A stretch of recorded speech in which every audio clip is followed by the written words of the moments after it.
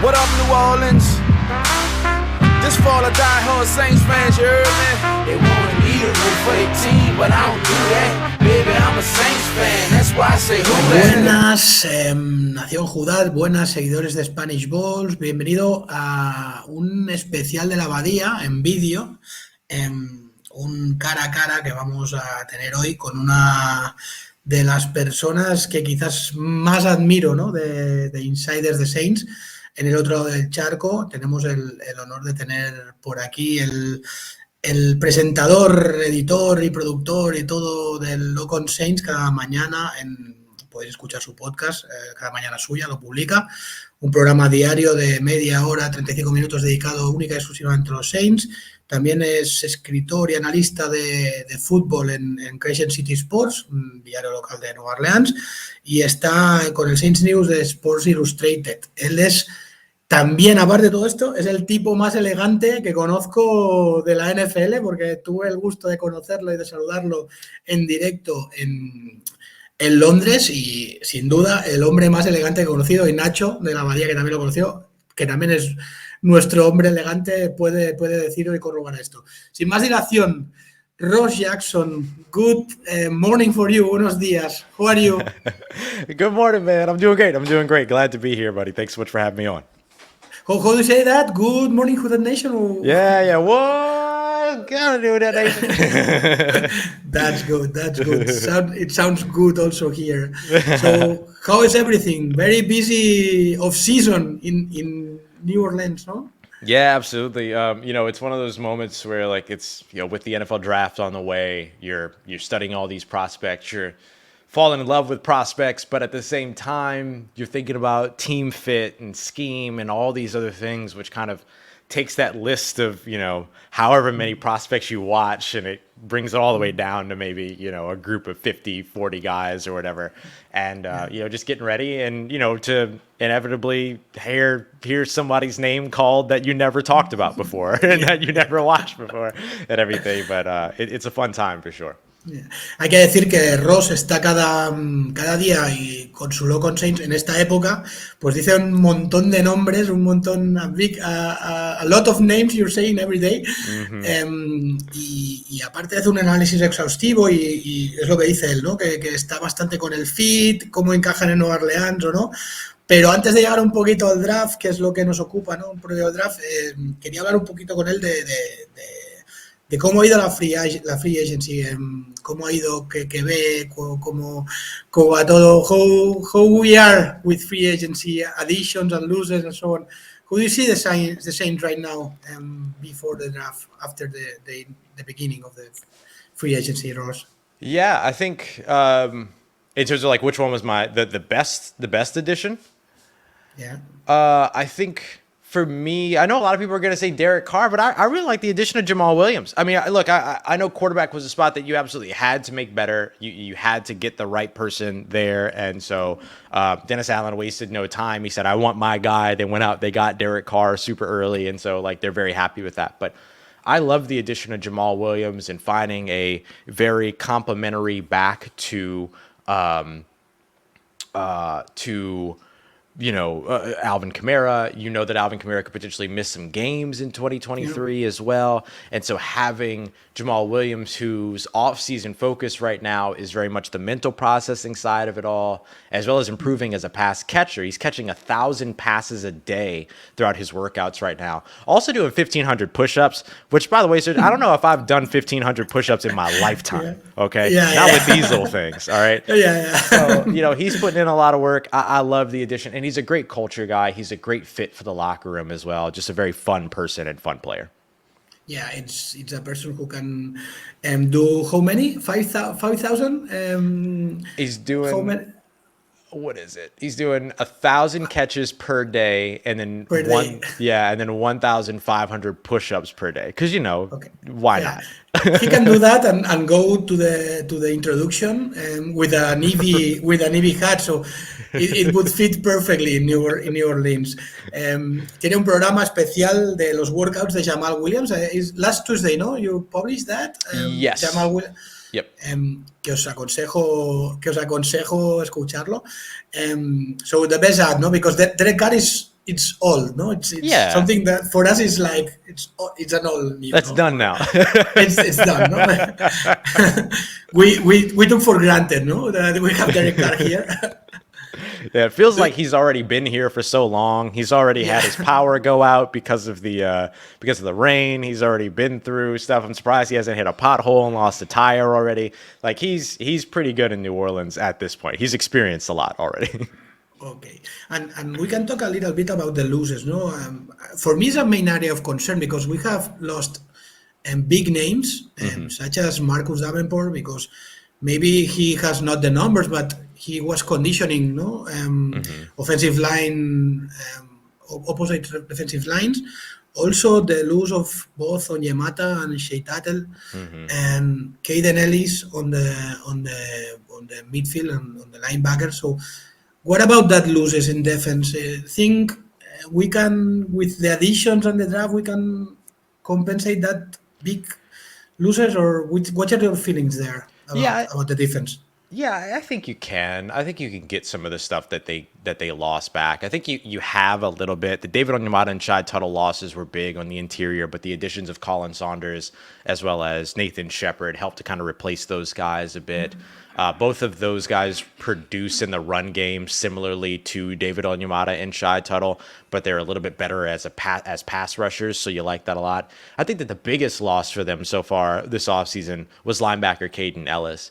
And for the most part, I'm thinking about that as a player that had so much potential and had so much sort of unknown around him, and then all of a sudden he comes out in 2022 with 7 sacks on the season, contributed almost a third of the sacks lost in terms of all of the sort of, exits that the Saints had signed elsewhere over the course of the offseason.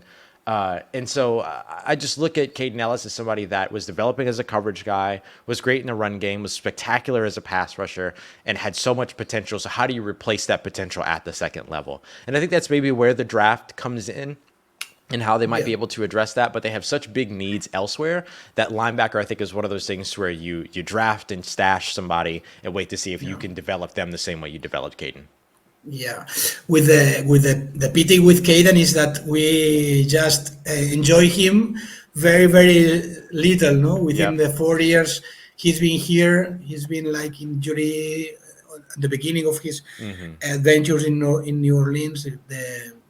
His IQ, his football IQ was huge from the beginning. No, his father was tight end in Detroit, so I feel that we just taste so a little bit of Caden. So it's a pity and it's a big loss because his 2022 season was spectacular, taking the place with the injury of Pete Werner, which was also spectacular at the beginning of the season, and Caden took the role and next man up, and he covers it perfectly. So it's a pity. I don't know. Maybe I don't know which is your perception there, but maybe we are closing that 217 window of the big draft. No, most of people has gone. The roster is aging. I think we have a very good first tier in the depth chart, but maybe with the age we're getting bigger. There's a bit of depth chart. How do you feel about the roster, the complete picture of the roster before the draft there in New Orleans, Ross?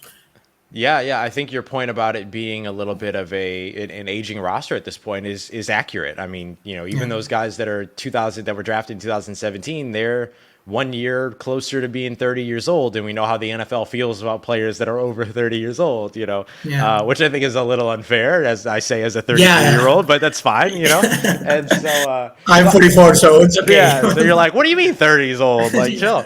And so, like, the way that I kind of look at it for them is that, like, this is a real opportunity here in this year's draft to make sure that they load up on some young players and get some of that youth that they're looking for, particularly at key positions like in the defensive interior, on the edge, in particular on the as pass rushers, the defensive ends, getting some more young guys to partner up with Cam Jordan, maybe even getting some young linebackers or a young linebacker to just kind of get ready for the post-Mario Davis days, because eventually he'll call a very, very illustrious and successful career an end at some point in the near future. And I think you look at, running back as a spot where you'd like to get younger. The offensive line now is a spot where you'd like to stay young. And so I can see a good bit of opportunity across the roster to get younger, and using this year's draft could be a way to get that started.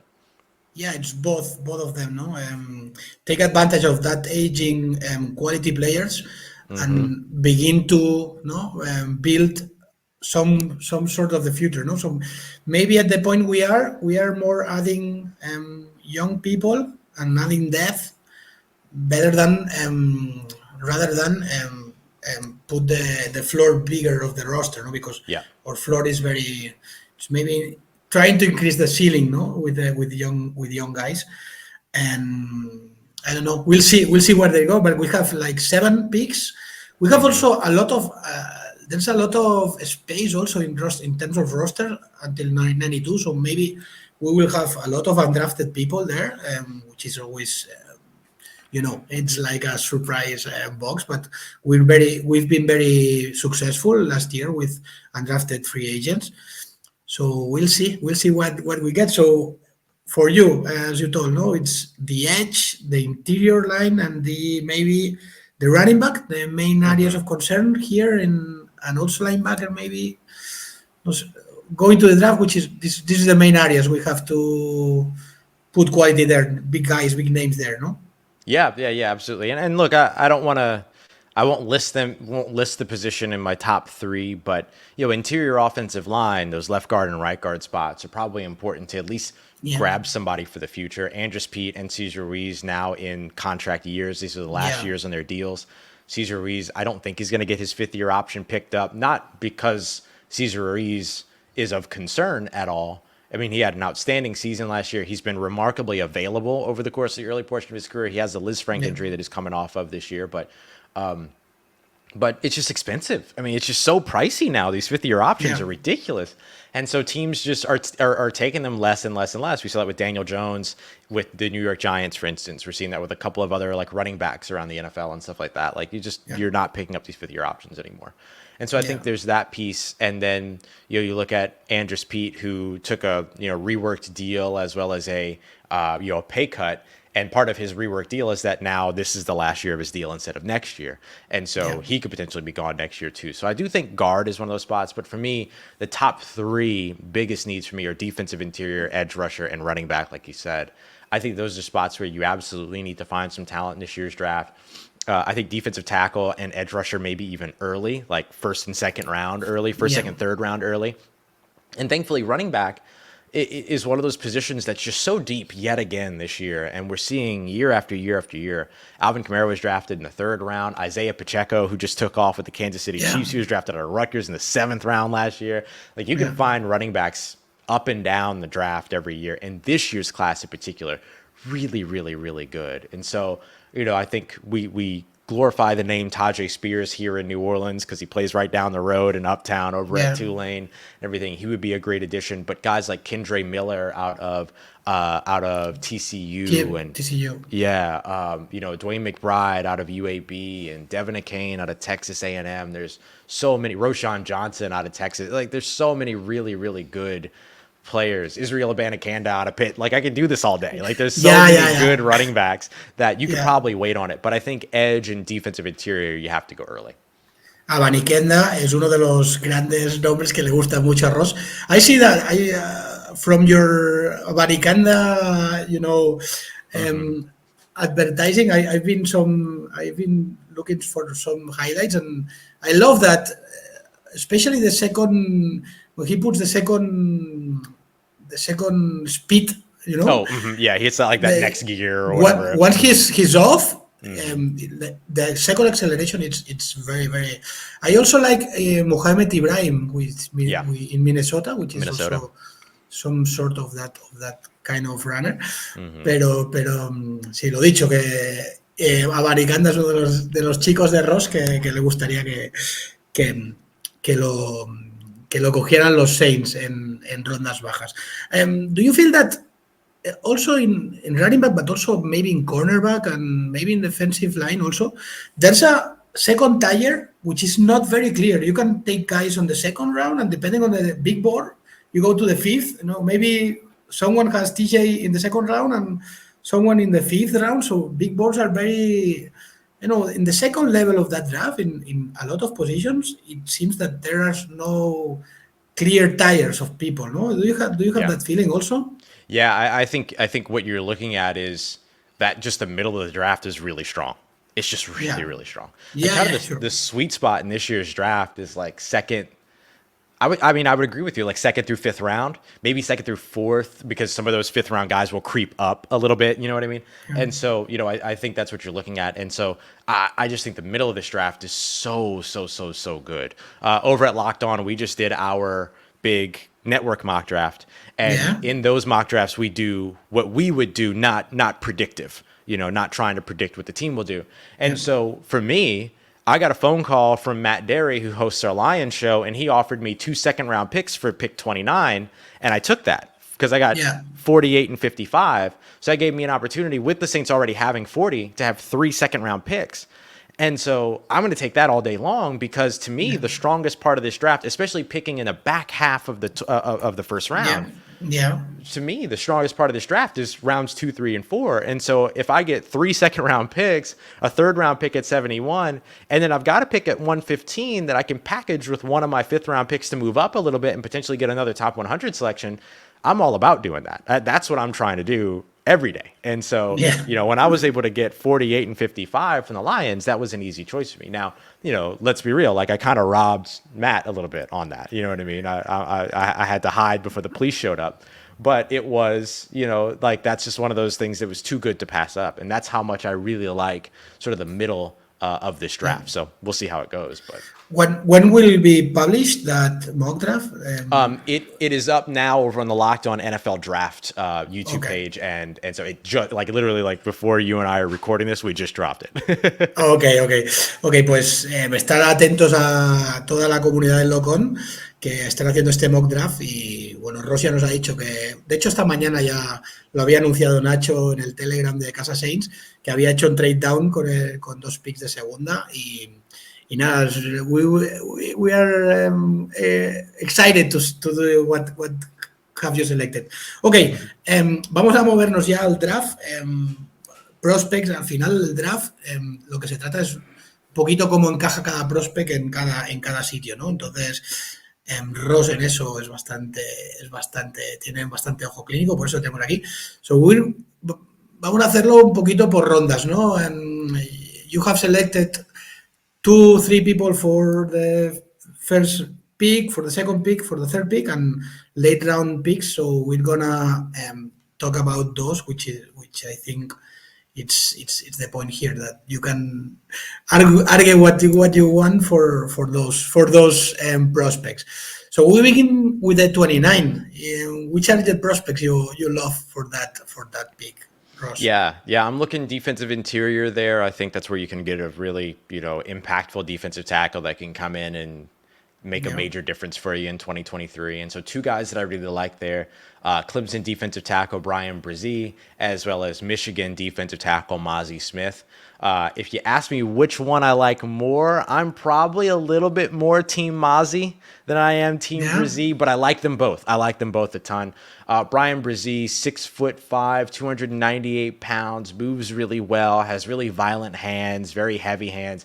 You see him just knock offensive linemen around in games. You'll watch kind of the offensive line, and in broadcast, you're kind of looking at them all in a straight line, right?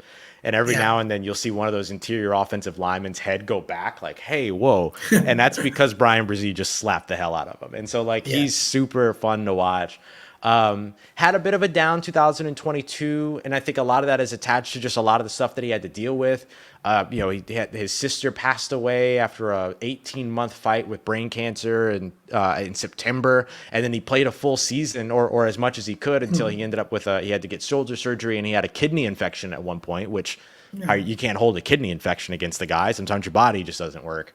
And so there's, those pieces. But I think he's such a good example of perseverance and resilience, which kind of matches the tone of the New Orleans Saints and their fan base and the community that they represent. So I like him a lot. But I'm a big fan of Mazi Smith. He's a proven run stopper.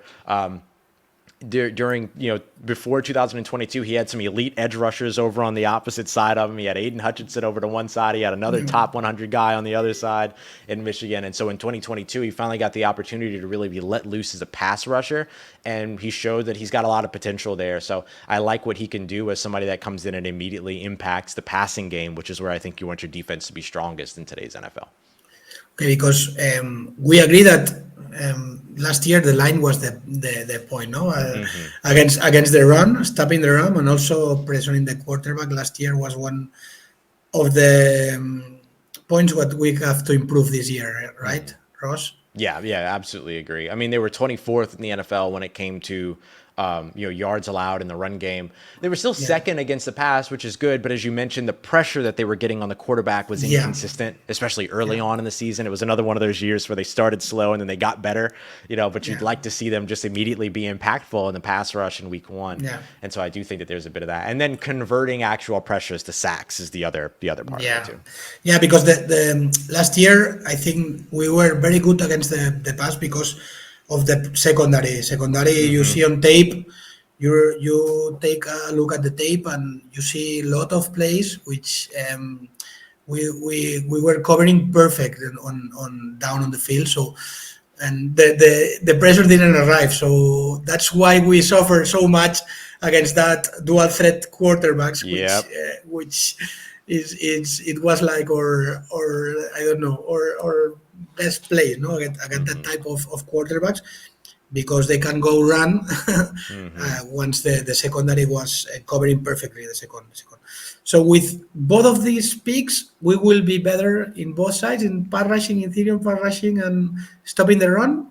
Ross? Yeah, I think so. I think with Brian Brzee, you're probably going to get more of the pass rush boost first, and then the run stopping has to develop. He just needs to get a little bit better with utilizing leverage and developing counter moves in the run game and stuff like that. But he does a really good job keeping his eyes in the backfield. He'll be locked up with a blocker, but his eyes aren't looking at the guy that's blocking him. He's looking into the backfield. So he does, he's got really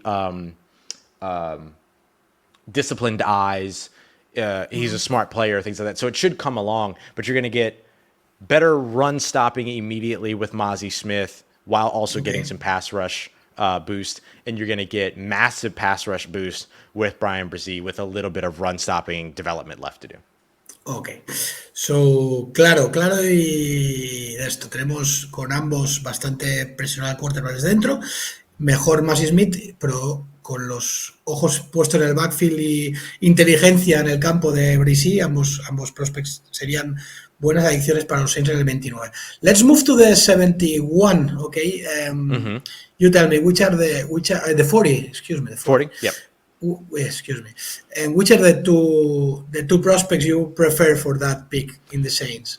Yeah, I like Kansas State edge rusher Felix Anudike-Uzomah, as well as Alabama running back Jahmyr Gibbs. I like both of these guys a lot. Jahmyr Gibbs I can get through pretty quickly. He's an explosive and very fast running back. Ran in the 4.3s when it came to his 40-yard dash. And he is one of those guys that at running back you can plug in place of Alvin Kamara if Alvin Kamara misses any time with that potential suspension lingering, without you having to change your playbook at all, because Jahmyr Gibbs can do a lot of the things that Alvin Kamara can. Felix Anudike-Uzomah, interestingly enough, well under the Saints' usual prototype at edge rusher. He's a little light. He's a little bit smaller than they like, but he's no slouch. I mean, he's at 6'3", 6'2", and he's at that sort of 240, 230 pound range. But the thing that I actually like about him is something you mentioned earlier. He's one of those guys that can be rushing the passer, stick his foot in the dirt, and change direction when that passer gets outside the pocket. So he helps you a ton as a speed guy to be able to limit maybe some of the effectiveness of those dual threat mobile quarterbacks. That's one of the reasons why I like him, because I think he brings an element to the New Orleans Saints defensive line that they don't currently have. Okay. And with Jahmyr, if Kamara is available, so at some point we're going to lose Kamara, all of us know that, or the most likely scenarios we're going to lose for some match at the best case. But if there's Kamara available, do you think we can use Jahmyr Gibbs also like a T.Y. Montgomery we have there, Ty Montgomery? Oh, yeah. So like exploding heads of rival defensive coordinators with Tyson, Jahmyr, and Alvin Kamara there. We can do a lot of dysfunctional. Yeah, so You much tell me. versatility, so much versatility. And I think you can see that in Jahmyr Gibbs too, because not only was he Alabama's best running back last year, he was their best receiver last year. I mean, he was so good. And so you can take him, you can line him up in the slot, you can motion him out wide. Like there's so many different ways you could utilize him as sort of the satellite back to move around a bit. And then you're right, having a guy like him, a guy like Taysom Hill, and a guy like Alvin Kamara. And I'll mention too, a guy like Juwan Johnson who can move around quite a bit too, right? Sure. And a guy like Rashid Shaheed, who you can move around quite a bit. Like there's a lot of versatility. It's sort of that positionless football of like the Kyle Shanahan system that I think could be really interesting for New Orleans. So, Jahmyr Gibbs nos iría bien para añadir, bueno, si sería un plug and play, si en el caso de que Camara, como ha dicho Ross, estuviera de baja, y pues nos aportaría mucha versatilidad en el caso de que estuviera Camara, que ojalá estuviera a tope. Y en el caso de Félix, how is the surname? Because it's Félix, for me it's Félix because it's very... Oh, yeah. Felix Enrique Uzama.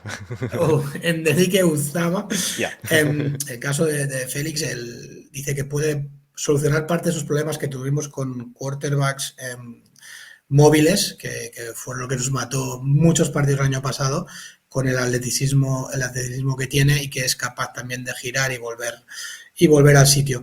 Okay, let's move to 71. Which are your favorite prospects for this pick? Yeah, I really like Wake Forest wide receiver A.T. Perry, as well as Notre Dame edge rusher Isaiah Foskey. I love these two guys a ton. A.T. Perry, 6'3", 6'4", but is running 4.4 speed and has a good contested catch rate, 200 plus pounds. I mean, I think he's one of those guys that you add in and then you say, you can grab him in the third round and say, okay, sit back for a year and, or hold it down for a little while as like the fifth receiver on the roster or something like that, fifth or sixth guy. And then if Michael Thomas gets injured, then you have a guy that you can move into sort of that X receiver spot and everything. So I really like what he would be able to do there. Isaiah Foskey is a Marcus Davenport, Peyton Turner type, but without you having to spend first round draft capital on him. And I think he's a little bit more polished. I think he's a little bit more developed as a pass rusher.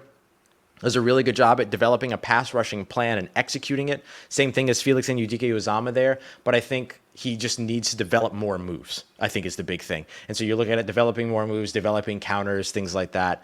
But I think in the third round, you're willing to take that developmental risk that we've seen the Saints take repeatedly in the first round instead. I think you can wait a little bit this year and do that. Yeah, for sure. I think in both cases, what I've been reading and so on, both cases, there are prospects which are going higher, no? Yes. I think that they are increasing his stock going to the draft, so maybe they are not arriving to the 71, especially Foskey, because it's a prospect which is having a lot of interest the last days. Is what the perception we have here in Spain. Maybe there's not the same perception, but I think that in both cases there are prospects which are very in a rising point, so maybe they can be drafted before the 71. No, do you think that? Yeah, and there's a chance that maybe they use 71 to get those guys, but don't necessarily pick at 71. So you can package 71 and a later pick to try to move up or something like that and get into the 60s or whatever to be able to grab them. I think it's always interesting. Like we hear a lot at this point in the year, and you're right. Like we're hearing similar things here too. That like these guys are on the rise, but usually these kind of late rising news people, smoke screens. Yeah, it's agents. It's a lot of agents, out there. Yeah, like, it could be. Who's benefiting from saying, "Hey, Isaiah Foskey's getting a lot of talk," but Isaiah Foskey's agent, right? And so I think a lot of that is there. And then when we get to draft day, we see them usually regulate and land around where we expected them to. But look, Isaiah Foskey in particular has every reason to rise. Every reason to rise because he's talented. He's really talented. And he's young. I mean, really young. And so, a lot of developmental opportunity and a lot of time to develop him without feeling like you have to be in a rush to get him, ready by 2024, 2025 or whatever. I think you'd like that to happen. But if it doesn't, it's not as big a deal because, again, you didn't spend 2 first-round picks to go and get them. And so I think, like, those things end up, impacting for sure, like, the outlook of who he can be at the NFL level. Bueno, pues en ambos casos son dos prospects que están creciendo. Él dice que también los agentes se mueven bastante estos días, aparte de que también los filtran nombres los equipos. Hay it's like a big chess game Yes. there Yes, these days. exactly. No? This last week, especially this last week, is like a big chess game, and everyone is moving his pieces. No. Very thinking always forward. Okay, for finish, the last late round picks. I told you, give me three names which you think are three because as we told, no, from the second tier it's huge, plenty of talent, but later than it's more difficult. It's quite difficult to be accurate with that. But there are three prospects for the late rounds that you like, so you can tell us, Ross, please. Yeah, absolutely. I'll start off with an offensive guard. We were just discussing about how like we don't know what's going to happen with Andres Pete and Cesar Ruiz going into next year. Those two guys that could potentially end up being free agents after this year could benefit. The Saints could benefit from having a succession plan ready right away. And so City out of Michigan, out of Eastern Michigan. He's a guy in the green here. He's Canadian born. He's out of a small school. He's big. He's athletic. The Saints would love absolutely that.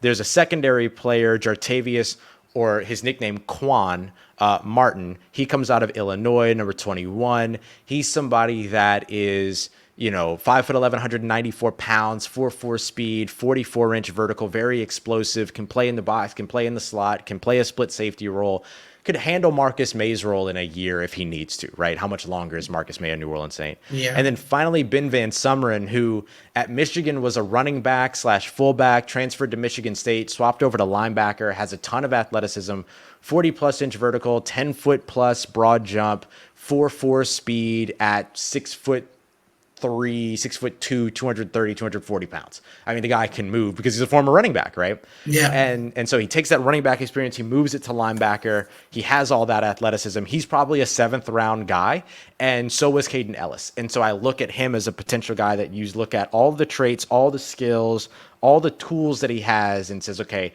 I will bank on the development of that to at least be a core special teamer, but then maybe develop into more, just like they did with Caden Ellis. Yeah, that type of prospects I like, the versatility and the IQ, no, because going around a lot of parts in the field, after that they understand better the game, no. Agreed. It also happened a little bit with Adam Trautman, Yep. Which was quarterback in college, and we're developing him. So, but he's going better each year, no, especially on the blocking game and so on. And Caden Ellis was that type of guy, no? Who knows football, who knows. Oh my goodness, he played every position too. Yeah, did so everything. I like those type of guys also. That late rounds also they projected to be special teamers also. No, there's that that part of growing, and which also it's very in the Saints. It's a part of the game which is very. We take a lot of care of it, and we develop players within or from the special team unit. No, so that guy's the safety one for sure. No, that guy from Michigan also. Yep. The guard, it's a guard. It's a little bit a little bit different, yeah. But you love the athletes and the potential special teamers in day 3 for sure. Yeah, and all 3 of those guys are absolute athletes. Okay, so with that, I think we're done. So thank you very much for being here, Ross. I don't know if you want to tell anything more, or if you want to think these guys would be okay or not. I know that guy. Yeah, I don't know. We'll see. I mean, it's probably the biggest question that has the most to do with the Saints' ability to succeed in 2023. Will Michael Thomas stay healthy? Yeah. Who knows? I think, look, he averaged over 50 yards per game in the 3 games that he played last year, scored 3 touchdowns there. I believe all 3 of them were in the red zone. So there's his production value there. He still has it. But can he stay healthy? And I think that's going to be the biggest thing. And I think, look, Michael Thomas wants to answer that question for you just as much as you want the answer to that question. You know what I mean? Yeah. And he wants to answer that question for me just as much as I want the answer to that question, and so on and so forth. You know what I mean? And so like he would love nothing more than to be out there all 17 games. I think if you get 15 games from him, you've got a winning record in 2023. And I think the Saints feel the same way. They believe that they would have won a couple more games in 2022 if Michael Thomas were on the field. That's one of the reasons why they're banking on him to be back this year. Okay, one last question. It's yes or not. Okay. Do you think today we're in a pace of being a better roster in 2023 than in 2022?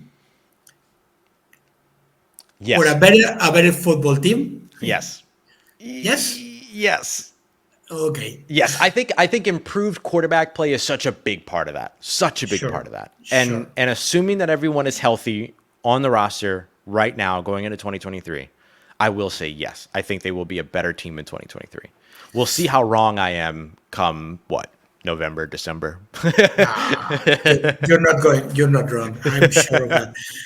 You can be wrong. Okay, thank you very much for being here, Ross. It's my pleasure. It's my honor. The more elegant, I don't know if you understood that in Spanish, but the more elegant Saints insider I know. I also, my colleague from the Abadia is Nacho, which you speak a lot with him in London. Also gives a hello to you. Hey, buddy. He wanted to be here, but the hour for hour is not that easy. But thank you very much for being here. Y los demás, gracias por estar aquí, llegar hasta aquí. Esperamos que os haya gustado el programa. No dejéis de escuchar a Ross cada mañana en Lock on Saints sobre las 3.